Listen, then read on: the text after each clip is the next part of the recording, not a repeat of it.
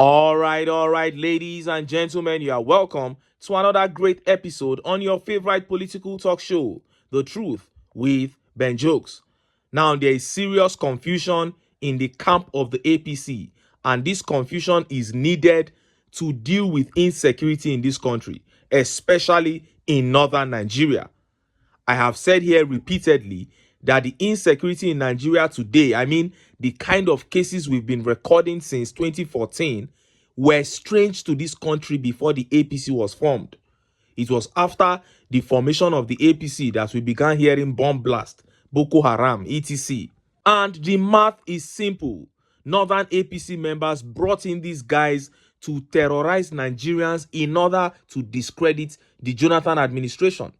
They got rid of Jonathan but lost control of the plot. Instead of sending the militia back to where they imported them from, some other northern APC politicians began using them for other purposes of terrorism.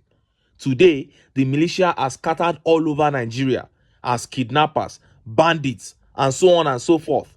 And the hands of all the founders of APC are tied because they know that these militia were the ones who got them into power.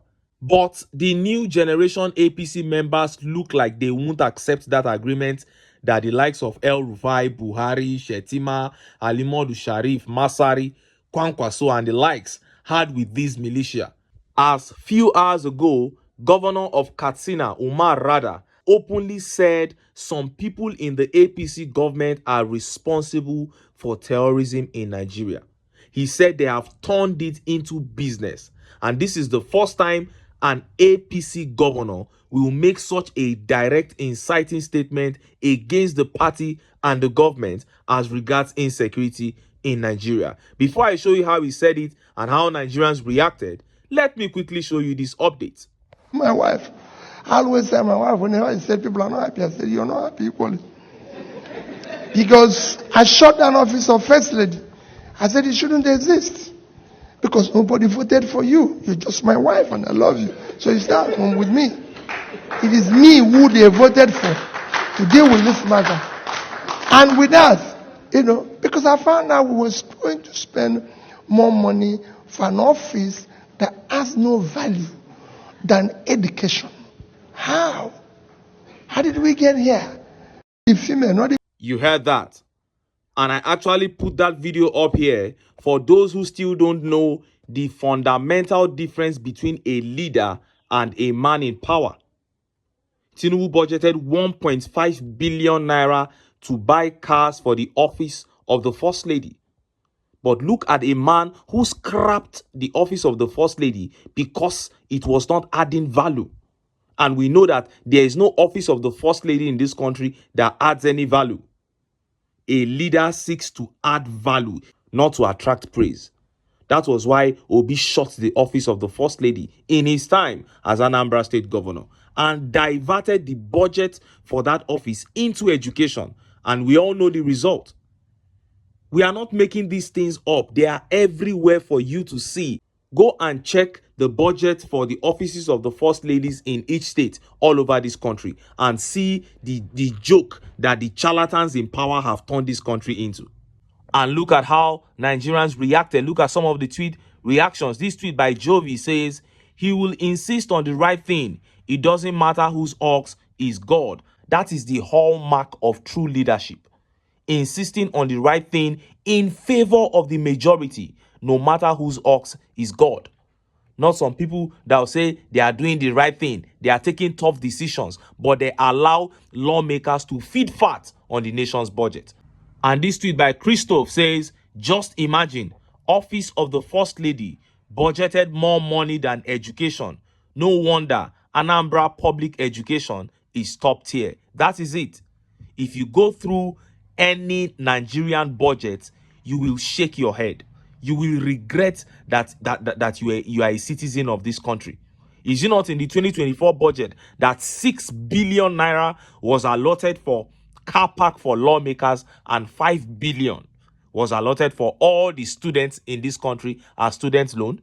A budget is basically an article that if you see as a Nigerian, you will know that the government of your state or the federal government does not consider you to be human.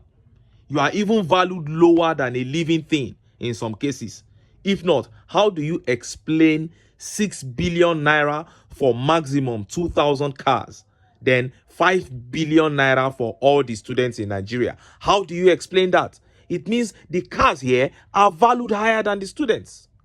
Now, let us look at how Katsina State Governor Umar Rada indicted the APC-led government and security forces on the issue of insecurity in Nigeria. Look at how the papers reported it. Banditry is now business venture for government officials, security agencies, Katsina Governor Rada.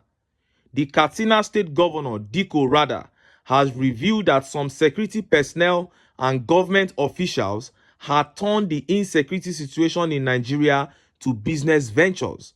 The governor mentioned this when he appeared on Friday's edition of Channels TV's Politics Today, adding that this was one of the reasons why it was difficult to end the menace of banditry and insecurity generally.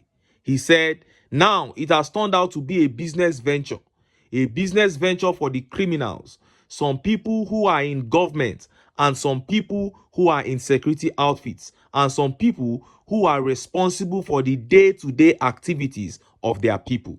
These are so many reasons why we are unable to bring banditry to an end.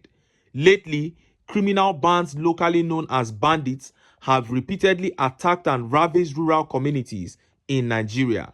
Sahara reporters had reported thousands of incidents of kidnapping and abduction by the bandits. Many people relate the insecurity to politics, but Governor Rada claims that poverty and injustice are important motivators.